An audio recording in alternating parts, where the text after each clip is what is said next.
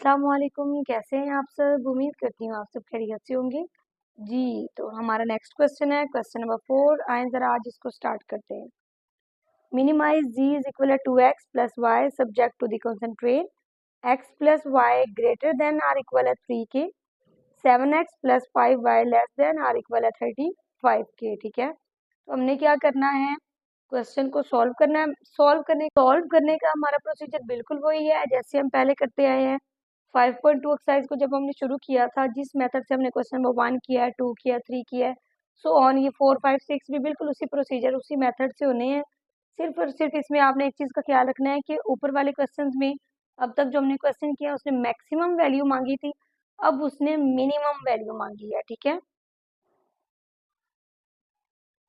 जी, तो ये मैंने अपनी इनइक्वलिटीज लिख ली हैं जो क्वेश्चन में दी हुई थी। ठीक है, द एसोसिएटेड इक्वेशंस की मैंने हेडिंग दी है क्योंकि मैंने क्या करना है, इसमें अपनी इनइक्वलिटीज को इक्वेशन फॉर्म में लिखना है। x प्लस वाई इक्वल हो जाएगा 3 के equation number 1, 7x plus 5y equal हो जाएगी 35 के इक्वेशन नंबर 2। अब हमने क्या करना है, 1 बाय 1 हमने इक्वेशंस को सॉल्व करना है। लेट x इज इक्वल है 0, putting value of x in equation 1। Equation 1 के अंदर मैं अपनी x की वैल्यू पुट प्लस वाई इक्वल है 3 के, x की वैल्यू और मैंने जो लेट की है मैंने वो पुट कर देनी है 0, प्लस वाई इक्वल है 3 के, तो y की वैल्यू मेरे पास 3 आ जाएगी। ठीक है, साथ ही यहाँ पर मैं लेट कर लेती हूँ अगेन से y के लिए। लेट y इज इक्वल है 0, putting value of y in equation 1। Equation 1 के अंदर भी y की वैल्यू पुट करने लगी हूँ। x प्लस 0 इक्वल हो जाएगा 3 के, x इक्वल आ जाएगा 3 के। ठीक है, तो पहली इक्वेशन तो बहुत इजी थी, फौरन से सॉल्व हो गई।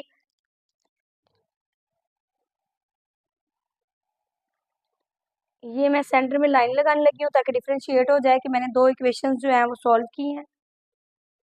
ये मैंने सेंटर में लाइन लगा दी है ताकि डिफ्रेंशिएट हो जाए कि मैंने एक इक्वेशन को दो मेथड से यानी x0 करते हुए और y0 करते हुए सॉल्व किया है। अगर मैं इसके पेयर लिखूं तो इसके पेयर क्या होंगे, 0, 3। अगर मैं यहाँ पर इसके पेयर्स लिखूं तो इसके पेयर 3, 0। ठीक है, यहाँ पर अगेन मैं अपनी इक्वेशन नंबर 2 लिखने लगी हूँ। 7x प्लस 5y इक्वल है 35 के, जो कि इक्वेशन नंबर 2 है मेरी। यहाँ पर मैं लेट करने लगी हूँ x इक्वल है मेरा 0 के, तो मैं यहाँ पर अब इक्वेशन 2 को सॉल्व करने लगी हूँ। Putting value of x in equation 2। Equation 2 के अंदर x को 0 पुट करने लगी हूँ मैं।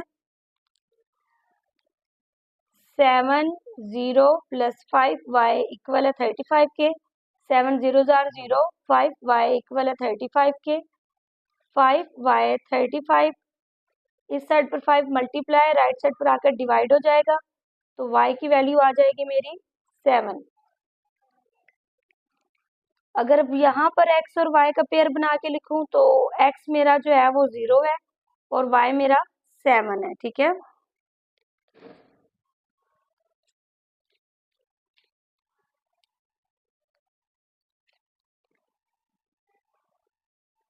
ये अगेन से मैंने सेंटर में लाइन लगा दी ताकि डिफ्रेंशिएट हो जाए। और अभी मैं लेट करने लगी हूँ y को 0। लेट y इज इक्वल है 0, putting value of y in equation 2। अब इक्वेशन 2 के अंदर मैं y की वैल्यू को पुट करूंगी 0। 7x प्लस 5 0 इक्वल है 35 के, 7x प्लस 5 0 0, 35, 7x इक्वल आ जाएगा 35 के, 7 इस साइड पर मल्टीप्लाई राइट साइड पर आकर डिवाइड हो जाएगा, तो x इक्वल आ जाएगा 5 के। अब अगर यहाँ पर x और y का पेयर बना के लिखा जाए तो देखें x मेरा 5 है और मैंने लेट यहाँ पर किया हुआ था, y यहाँ पर मेरा 0 था। ठीक है, तो दोनों इनइक्वलिटीज को मैंने सॉल्व कर लिया। अब हम क्या करेंगे, इनकी चेकिंग करेंगे।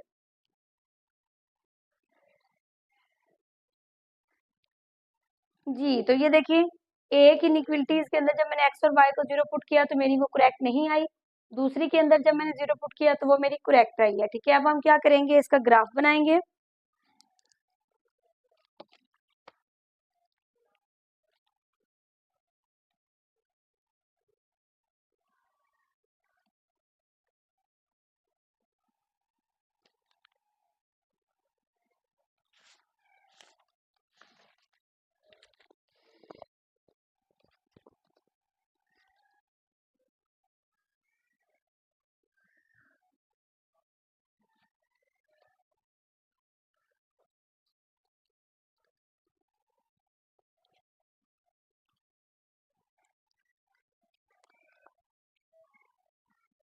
ये ग्राफ के लिए मैंने वर्टिकल लाइन लगा ली।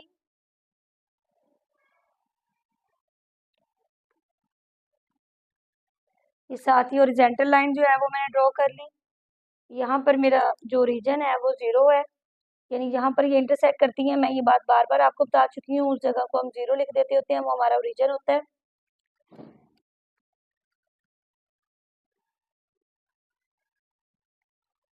ओरिजिन के बाद जो है मैं 1 1 सेंटीमीटर के गैप से लाइनिंग ले रही हूँ। 1 2 3 4 5 6 7।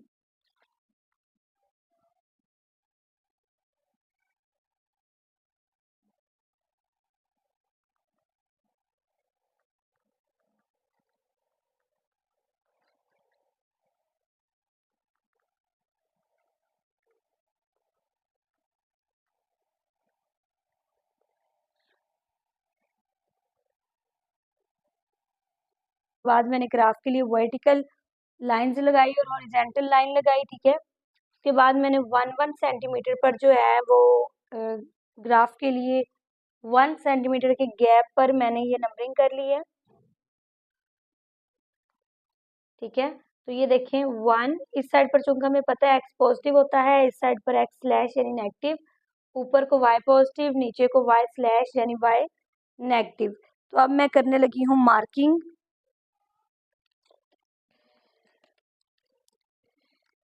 ये चीज मेरी ओरिजिन होती है और ये हो जाएगा हमारा जीरो। उसके बाद 1 2 3 4 5 6 7 1 2 3 4 5 6 7 -1 -2 -3 -4 -5 -6 -7 -1 -2 -3 -4 -5 -6 एंड -7। जी, तो ये मैंने ग्राफ की वर्टिकल और हॉरिजॉन्टल लाइन लगाने के बाद 1 1 सेंटीमीटर के गैप पर मैंने ग्राफ के लिए रीडिंग ले ली है। अब आते हैं हमारे पॉइंट्स की तरफ।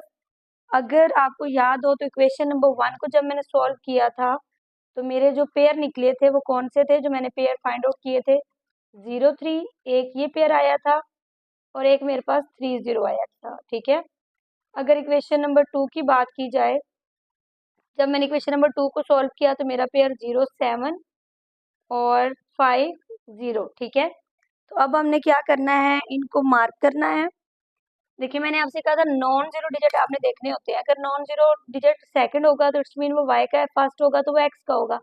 तो ये दोनों पॉजिटिव है, 3 3 है, यानी y भी 3 है और x भी 3 है, तो पॉजिटिव y यहाँ पर और पॉजिटिव x यहाँ पर। ठीक है, दोनों को मैंने मार्क कर दिया। अब इसके बाद यहाँ पर मैं एक लाइन ड्रॉ कर लेती हूँ।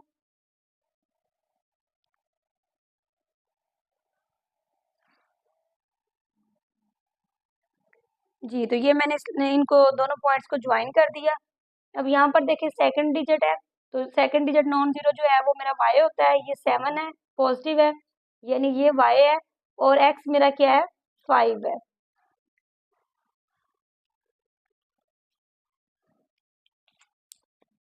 इन दोनों पॉइंट्स को ज्वाइन कर दें।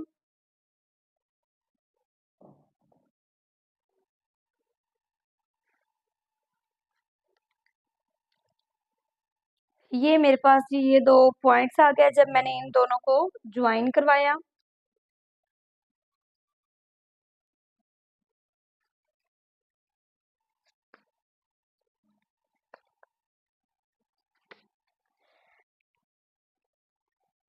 जी, तो ये मैंने ग्राफ बना लिया, ठीक है। अब ये देखिए ज़रा, आपने इसमें ना एक चीज़ नोट करनी है।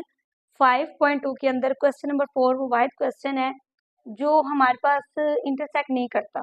इसका ग्राफ हम बनाते हैं तो ग्राफ ना पॉजिटिव साइड्स पर ना नेगेटिव साइड पर। अगर आप इधर देखें तो बहुत ज़्यादा गैप है। यहाँ पर भी आप देखें तो ये आता जाएगा, पेज से नीचे जाके कहीं शायद मैच हो। यानी हमारे पास ये 4 क्वाड्रेंट बने होते हैं ना, इस क्वाड्रेंट के अंदर ये हमारे पास मैच नहीं हो रहा, ठीक है। ये हमारा जो है मैच आउट नहीं होता। तो ये चीज़ आपने मद्देनजर रखनी है, ज़रा ध्यान से ग्राफ बनाना है। अब देख लें, हमने बात की थी कि अगर इक्वेशन हमारी करेक्ट ना हो तो आउटसाइड द ओरिजिन उसको हम करते हैं कलर। ये इक्वेशन 1 है, ये करेक्ट नहीं थी, आउटसाइड द ओरिजिन इसका ये बन जाएगा। ये लाइन इक्वेशन नंबर 2 की है, ये हमारी करेक्ट थी, इसका ओरिजिन इनसाइड द हमारे पास होना चाहिए। देखिए इसकी जो कलर है वो इनसाइड ओरिजिन होना चाहिए, यानी इसका कलर इस साइड पर और इसका इस साइड पर, तो दोनों का कॉमन जोन जहाँ पर कलर होना चाहिए वो ये बनता है। तो इसको जरा शेड कर दें।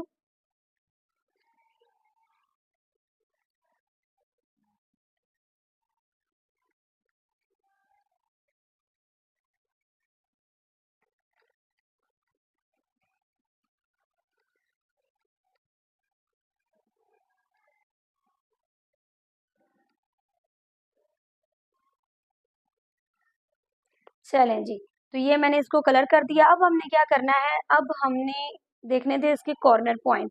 हमने बात की थी कि कॉर्नर पॉइंट हमारे वो होते हैं जहाँ हमने एरिया को शेड किया होता है ग्राफ के अंदर, और इसके अलावा एक कॉर्नर पॉइंट होता है जहाँ वो इंटरसेक्ट कर रहा होता है। तो इंटरसेक्ट जो है वो तो ये करता नहीं है, तो वो कॉर्नर पॉइंट इसका नहीं है। ओरिजिन भी कलर नहीं हुआ तो 0 0 पॉइंट भी इसका कॉर्नर पॉइंट नहीं आएगा। यहाँ पर मैं जरा इसकी कॉर्नर पॉइंट मेंशन कर देती हूँ। कॉर्नर पॉइंट्स, अब मेरे कौन से कॉर्नर पॉइंट्स होंगे, अगर आप देखें ये 3 है, इसको मैंने कलर किया हुआ है। 3 पहले लिखा जाता है, 0 बाद में, यानी जब हमने x लिखना होता है तो x की वैल्यू पहले और y 0, यानी 3 0। ये एक मेरा पेयर आ जाएगा। उसके अलावा आप ये देखें, ये 5 वाला पेयर है जिसको हमने कलर किया था। तो अगर आप 5 को देखें, 5x है तो y यहाँ पर क्या होगा, 0 5 0, एक पेयर ये हो गया इसका। ये 3 है, ये y है, तो पहले नहीं लिखा जाएगा, दूसरे नंबर पर लिखा जाएगा। तो x यहाँ पर क्या होगा, 0 0 3, एक पेयर ये हो जाएगा, और ये पेयर भी कलर हुआ है तो हमारा 7 0, ठीक है। यानी इन शॉर्ट वर्ड में आपको बताऊं, ये वही पेयर्स घूम के मेरे पास आए हैं जो मैंने इनइक्वलिटीज को सॉल्व करके निकाले थे। इसके अलावा कोई एक्स्ट्रा पेयर नहीं आता, क्योंकि हमारी इक्वेशन के जो ग्राफ बने हैं, जो हमारे ग्राफ की लाइंस हैं, वो आपस में इंटरसेक्ट नहीं करती। तो अब हमने क्या करना है, 1 बाय 1 को, जो हमें ऊपर फंक्शन दिया हुआ था, उसके अंदर पुट करना है और चेक करना है कि हमारी मिनिमम वैल्यू कौन सा पॉइंट दे रहा है।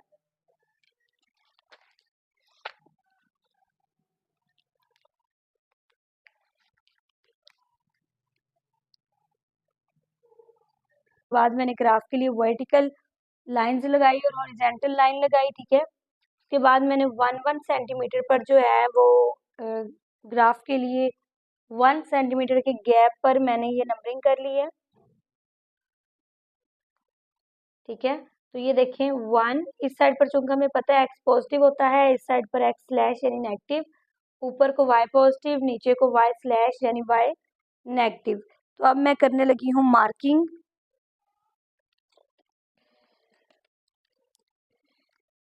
ये चीज मेरी ओरिजिन होती है और ये हो जाएगा हमारा 0। उसके बाद 1 2 3 4 5 6 7 1 2 3 4 5 6 7, -1 -2 -3 -4 -5 -6 -7 -1 -2 -3 -4 -5 -6 एंड -7। जी, तो ये मैंने ग्राफ की वर्टिकल और हॉरिजॉन्टल लाइन लगाने के बाद 1 सेंटीमीटर के गैप पर मैंने ग्राफ के लिए रीडिंग ले ली है। अब आते हैं हमारे पॉइंट्स की तरफ।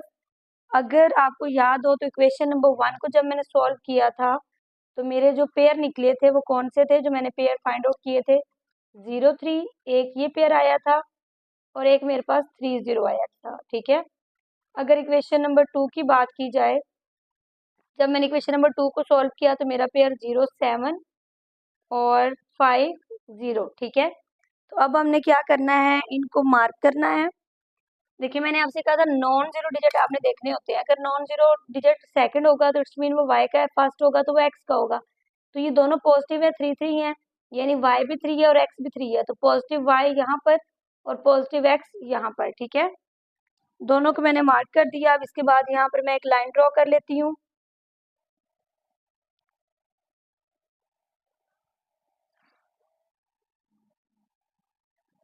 जी, तो ये मैंने इनको दोनों पॉइंट्स को ज्वाइन कर दिया। अब यहाँ पर देखिए सेकंड डिजिट है, तो सेकंड डिजिट नॉन जीरो जो है वो मेरा y होता है, ये 7 है, पॉजिटिव है, यानी ये y है, और x मेरा क्या है, 5 है।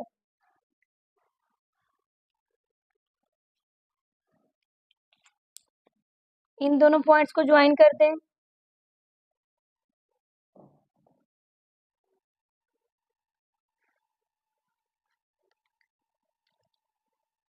ये मेरे पास जी ये दो पॉइंट्स आ गए जब मैंने इन दोनों को ज्वाइन करवाया।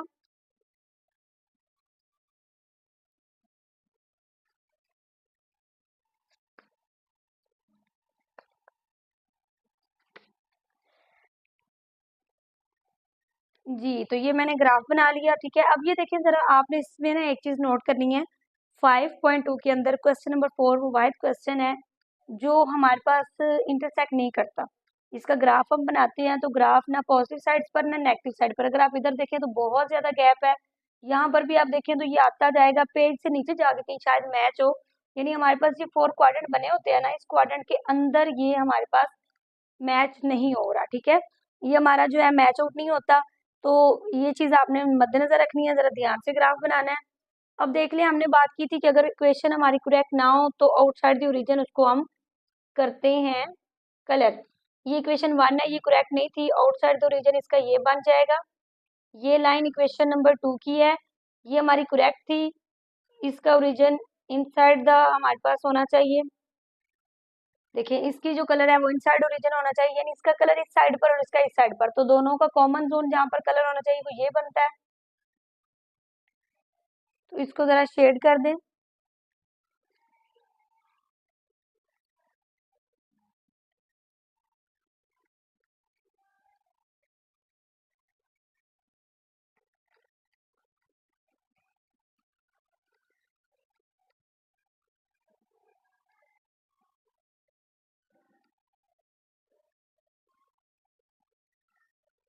चलें जी, तो ये मैंने इसको कलर कर दिया। अब हमने क्या करना है, अब हमने देखने थे इसके कॉर्नर पॉइंट। हमने बात की थी कि कॉर्नर पॉइंट हमारे वो होते हैं जहाँ हमने एरिया को शेड किया होता है ग्राफ के अंदर, और इसके अलावा एक कॉर्नर पॉइंट होता है जहाँ वो इंटरसेक्ट कर रहा होता है। तो इंटरसेक्ट जो है वो तो ये करता नहीं है, तो वो कॉर्नर पॉइंट इसका नहीं है। ओरिजिन भी कलर नहीं हुआ तो 0 0 पॉइंट भी इसका कॉर्नर पॉइंट नहीं आएगा। यहाँ पर मैं जरा इसकी कॉर्नर पॉइंट मेंशन कर देती हूँ। कॉर्नर पॉइंट्स, अब मेरे कौन से कॉर्नर पॉइंट्स होंगे, अगर आप देखें ये 3 है, इसको मैंने कलर किया हुआ है।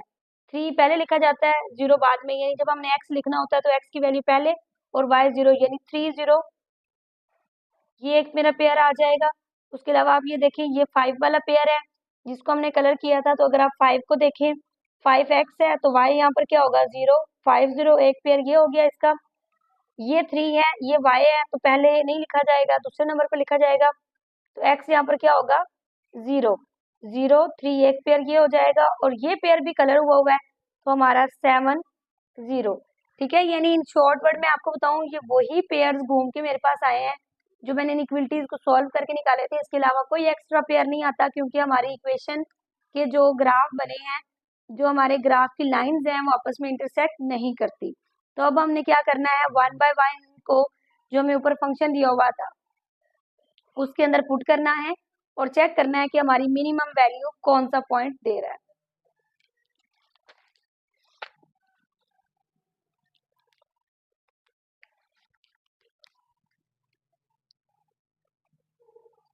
दिया हुआ था z is equal to x plus y, जिसकी हमने मिनिमम वैल्यू बतानी है। यहाँ 1 बाय 1 अब मैं अपने कॉर्नर पॉइंट पुट करूंगी। Putting the value of corner point, कौन सा कॉर्नर पॉइंट मैं पुट करने लगी हूँ, 3 0, ठीक है। 3 0 जो मेरा कॉर्नर पॉइंट है वो मैं पुट करने लगी हूँ जी के अंदर। z इज इक्वल है 2, x की वैल्यू पहली होती है तो x हमारे पास 3 आ जाएगा, y की दूसरी 0 हो जाएगा, 3 2 जार 6 प्लस 0, तो मेरे पास z जो है वो 6 आ जाता है। ठीक है, अगेन से यहाँ पर z लिख देती हूँ मैं। अब मैं यहाँ पर पुट करने लगी हूँ अपनी वैल्यू, एक और कॉर्नर पॉइंट पुट करने लगी हूँ, putting the value of corner point 5 0। अब मैं 5 0 कॉर्नर पॉइंट पुट करने लगी हूँ, तो ये देखें z इज इक्वल है 2, 5 प्लस 0, 10 प्लस 0, 10। तो यहाँ पर अगर ये मैं कॉर्नर पॉइंट पुट करके देखा है तो मेरी वैल्यू 10 आ जाती है। पुटिंग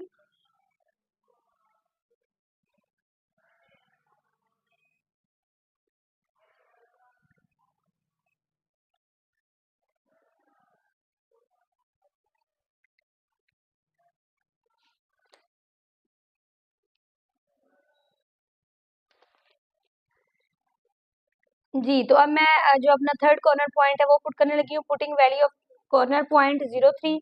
तो z इज इक्वल है 2, पहली वैल्यू x की 0 प्लस 3, 0 प्लस 3 3। ठीक है,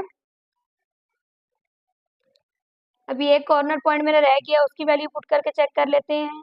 putting value of corner point, कौन सा कॉर्नर पॉइंट, 7 0 0 7।